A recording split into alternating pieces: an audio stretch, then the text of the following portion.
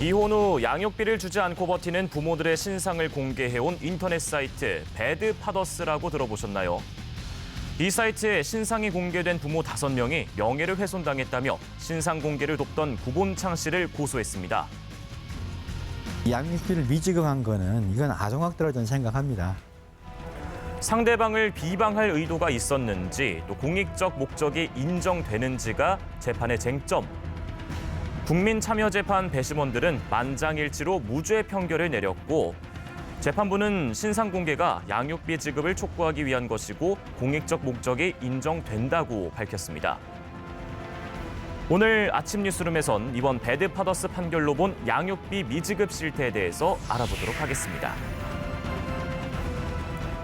네, 양육비를 주지 않은 부모들의 신상을 공개한 사이트가 있습니다. 이 나쁜 아빠들 일명 배드파더스라는 사이트인데 지난 15일에 이 명예훼손과 관련해서 국민참여재판이 열렸고 무죄 판결을 받게 됐습니다. 이 이야기 오늘 나눠보겠습니다. 배드파더스 공동변호인단 대표 양수영 변호사 나오셨습니다. 안녕하세요. 네, 안녕하세요. 네, 이 재판이 15일에 열려서 자정을 넘겨서 16시간 넘게 진행이 됐습니다. 네. 배심원들도 참 고민이 많았던 것 같은데 어떤 부분이 가장 쟁점이 됐나요? 네. 그러니까 이 사건에서 이제 비방의 목적이 인정이 되지 않아야 명예훼손이 안 되는 사안이었는데요. 네. 이제 대법원 판례에 의하면 공익성이 인정이 되면 비방의 목적이 없다. 이제 이렇게 대법원 판례가 있습니다. 그래서 이제 이걸 기준으로 볼 때 양육비 미지급의 이슈를 단순히 이제 금전채권이 미지급된 걸로 볼 것이냐, 아니면은 아동의 생존권이라고 이제 생각을 해서 공익성이 있는 것으로 볼 것이냐, 이게 가장 큰 쟁점이었는데 네. 사실 이것을 우리가 이제 인권 감수성이라고 해야 되나요? 그러니까 네. 주위의 아이들을 이렇게 이혼 이후에 어려움을 겪어본 것을 보신 분하고 그렇지 않은 분하고는 이게 느끼는 게 완전히 다르거든요. 그래서 저희가 사실 배심원 분들이 이 이슈에 공감을 좀 해주셔야 되고 네. 이게 공익성이라는 부분에서 동의를 좀 해주셔야 되기 때문에 배심원 선정하는데 굉장히 좀 시간이 많이 걸리고 네. 정성을 많이 들였습니다. 네. 네, 이번 재판으로 인해서 이 배드파더스라는 사이트도 굉장히 주목을 많이 받았습니다. 이게 정확히 어떤 사이트인지 네. 설명을 해주죠. 이제 2019년 9월에 개설된 사이트인데요. 네.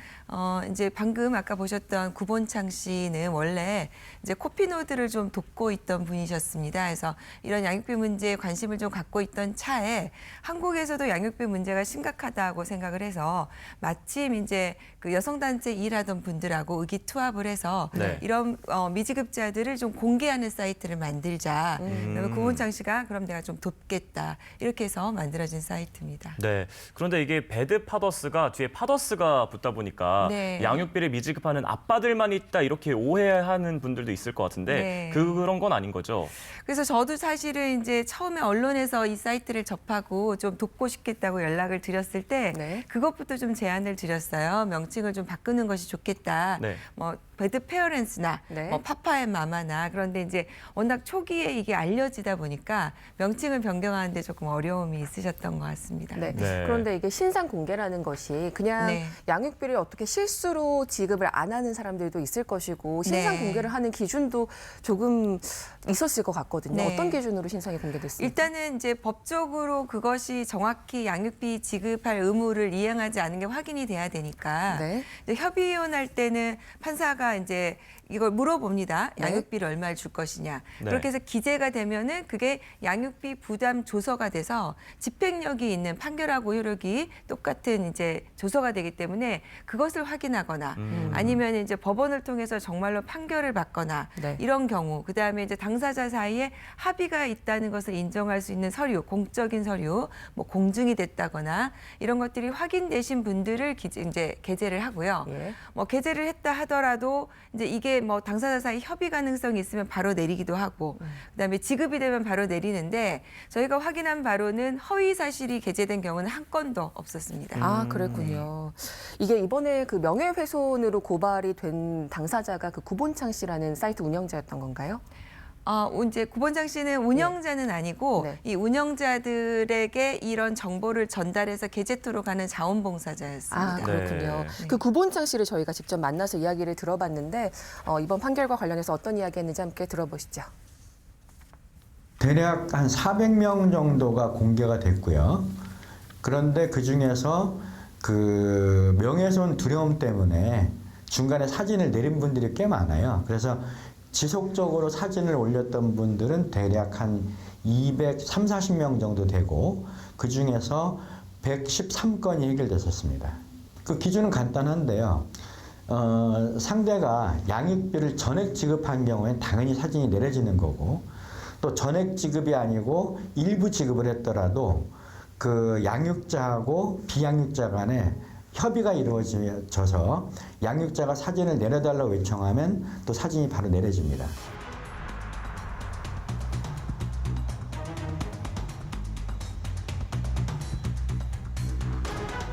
상대방 그 배우자가 유명 로펌에 잘 나가는 변호사예요. 그런데 양육비 합의된 게 500만 원이었거든요. 4년 동안 지급을 안 했어요. 그래서 2억 4천이었는데 이분이 그 저 상대방한테 그 사이트 배드파더 사이트 올리겠다고 하니까 그 다음 날 바로 그 양육비 전액을 해결했습니다. 가장 심한 경우는 그 상대방이 그 유흥업소 하는 조폭인가 봐요. 동생들 보내서 죽이겠다고 사진 안 내리면 뭐 그렇게 협박한 적도 있습니다. 그런데 이번 판결은 아동의 생존권이 무책임한 부모의 개인적인 명예보다 더 우선적으로 보호돼야 될 권리다. 이런 판결이었기 때문에 상당히 의미가 있는 것 같습니다. 상당히 놀라움을 주는 영상인 것 같은데요. 네, 깜짝 놀랐어요. 예, 돈이 없어서 그냥 돈을 안 주는 것이 아니라 그냥 버티는 사람들이 있었고 로펌의 변호사, 거기에 유흥업소 조폭도 있었다고 하고요. 게다가 돈을 제대로 받지 못하는 한부모 가정이 지금 80%나 된다. 네. 이거는 참 놀라운 통계인데 정말입니까? 실제로 이제 80% 정도 못 받고 계시고요. 받고 있는 20% 중에서도 완전히 전액을 받고 계시는 경우는 별로 없습니다. 그러니까 실질적으로는 제 생각에는 네. 90%에 이르지 않나 싶고요.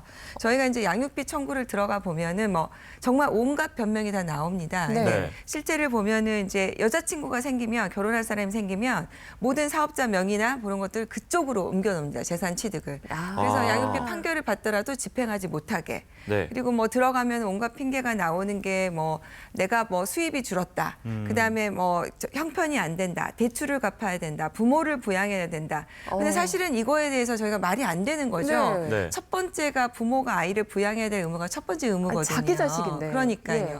그래서 대법원에서 최근에 어떤 판결이 나왔냐면 2019년 11월에 이제 양육비를 소득이 줄어드는 청구를 감액 청구가 들어오니까 1, 2심에서는 감액을 하라고 판결을 했지만 네. 대법원에서는 파기환송을 했습니다. 그 길어질 수 이유가 없다. 양육비는 일반적인 금전 채권이 아니고 네. 아동의 생존권 복지에 관한 부분이기 때문에 이걸 기준으로 해서 판단을 해야 한다고 네. 파기환송을 했습니다. 그래서 이번에 이제 무죄가 나온 게 결정적으로 이 판결이 결심하는 데 도움이 좀 된 것 같습니다.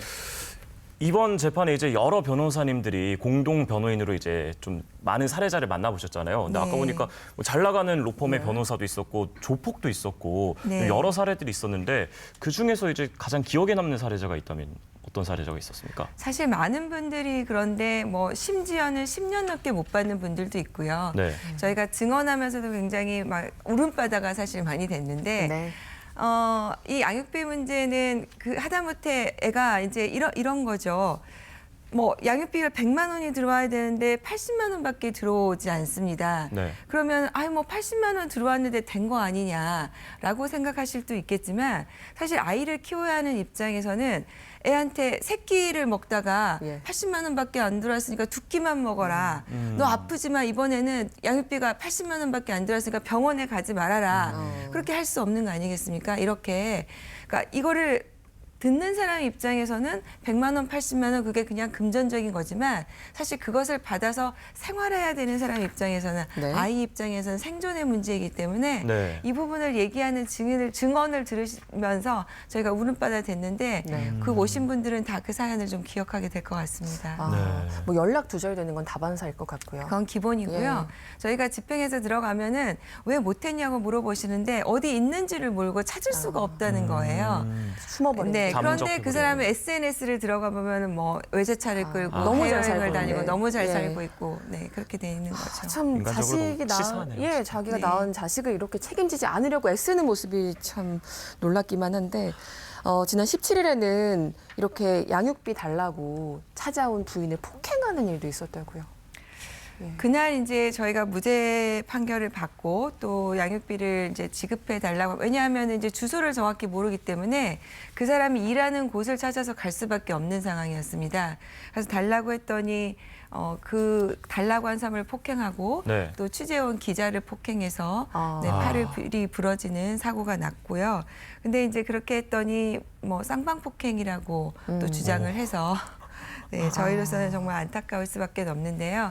이제 법원에서 이제 이 부분이 가려져야 될 것 같고 네. 저희가 변론을 하면서 이제 가장 말씀드렸던 부분이 뭐냐면 사실은 부양의 의무가 있는 사람이 부양의 의무를 다하지 않는 것은 외국에서는 이걸 형사처벌을 합니다. 아동학대로. 네. 그래서 우리나라에서도 이것을 아동학대로 처벌만 정말 한다면 네. 이렇게까지 미지급 사태가 벌어지지는 않지 않을까. 네. 이제 그 부분을 많이 주장을 좀 해서 드렸습니다. 예, 그 처벌에 대한 문제 잠시 후에 조금 더 짚어보도록 하고요. 이렇게 양육비 미지급 피해로 힘들어하는 분들의 목소리를 또 들어봤습니다. 영상으로 보시죠. 14년 전 이혼한 A씨, 양육비를 받기 위해 3개월 넘게 1인 시위를 하고 있습니다. 여기가 애들 아버지가 사는 동네고요. 그리고 집을 찾아오지 않으면 그나마도 어떻게 압박할 방법이 없기 때문에 두 아들의 양육비로 매달 100만 원씩을 받기로 했지만 현재 8천만 원 정도를 받지 못한 상황. 전화를 몇 번을 하고 매달려 받지만 돈을 주지도 않고 그냥 시간을 때우면 안 줘도 될 거라는 생각을 갖고 있는 것 같습니다. 법적인 절차도 밟아봤지만 아무 소용이 없었습니다. 법적으로 하기에는 너무나도 어려운 일이 많습니다. 먼저 판결을 받는 절차 자체가 너무 시간이 오래 걸리고요. 저 같은 경우는 예전에 몇 년 전에 판결문을 받았음에도 법적으로 제재 가하는 게 없기 때문에 그냥 니까짓게 뭘 하냐, 니까짓게 하다 말겠지. 그리고 법으로 피하는 방법을 다 알고 있습니다. 답이 나오지 않는 상황에도 아이들을 위해선 지금의 노력을 멈출 수 없다는데요. 애들이 하고 싶고 먹고 싶고 입고 병원 가고 그래야 되는 모든 걸 누려야 해야 함에도 그거를 누릴 수가 없는 거에 대해서 굉장히 가슴이 아프고요. 보다 좀 좋은 조건에서 애들이 잘할 수 있는 환경이 됐으면 좋겠습니다. 물론 엄마들, 부모님들도 노력을 해야 되겠죠. 지난 2016년에 이혼한 B 씨는 두 딸 아이의 양육을 책임지기로 했습니다. 큰아이가 4살, 둘째가 2살 때였다는데요. 양육권하고 친권을 제가 가져오면서 전 처가 자기가 당장 그 일을 할 수 있는 그런 게 없으니까 돈을 벌면은 그때부터 바로 양육비를 지급하기로 저랑 얘기를 했었습니다. 하지만 일을 시작한 후에도 양육비를 지급하지 않았던 전 부인. 그때는 참 힘들긴 많이 힘들었죠.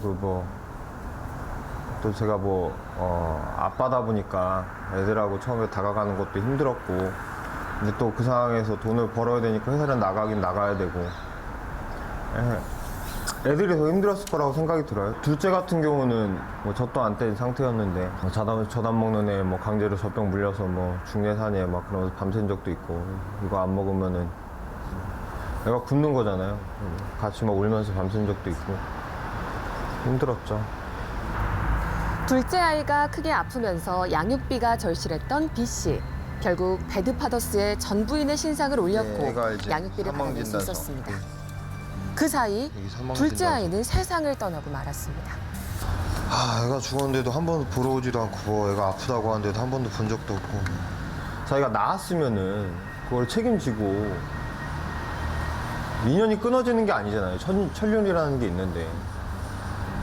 그런 것들을 외면하고 있는 부모들이 멀쩡하게 얼굴 들고 세상을 살아간다는 것 자체가 굉장히 큰 문제 같고, 적어도 자기가 낳은 자식들은 자기가 꼭 책임져서 그 친구들 미래를 위해서 양육비를 꼭 지급해줬으면 하는 바람입니다. 네, 보니까 다양한 사례들이 있고 양육비를 조금 조금만 지급하거나 아니면 늦게 지급하는 경우도 있는데 법적으로 참 제재할 수 있는 부분들이 많이 없는 것 같아요. 네. 저희가 사실 지금 현재 민법상 가장 이제 강한 것은 감치거든요. 네. 그러면 최장 30일까지 감치를 할 수가 있는데 양육비를 안 주던 사람이 감치를 하면 다음 날 돈이 들어옵니다. 네. 그러니까 그만큼 이제 감치가 강력한 거기는 한데 문제는 이게 이제 감치를 받아서 이 사람의 거주지를 찾지 못해서 네. 이 사람을 이제 감치에 집행하지 못하면 네. 3개월이 지나면 이 감치의 효력이 사라져요. 예. 그러면은 다시 이거를 재감치 명령을 받을 수 있으면 좋은데 예. 그게 아니라 처음부터 다시 이행 명령으로 돌아가야 돼요. 네. 다시. 그러니까 몇 년을 걸쳐서 겨우 감치를 받았는데 네. 법원에서는 잘 감치도 안 해줄 뿐만 아니라 효력이 상실되다 보니까 다시 돌아가야 되니까 양육비를 받지 못한 사람 입장에서는 굉장히 네. 힘든 과정이 남아 있는 거죠. 그렇군요. 네. 양육비 받으려는 이런 모든 노력들이 참 생존의 필수 비용을 받아내려는 어떤 몸부림처럼 좀 필사적이라고도 느껴지는데요. 네. 앞으로도 더 심각성이 더 많이 알려지길 바라면서 마지막으로 한 말씀 부탁드릴까요? 네. 우리나라가 이제 이혼율이 뭐 세계 최고 1위다 이런 얘기가 있습니다. 그런데 이혼으로 인해서 아이들이 그 피해자가 돼서는 안 될 것 같습니다.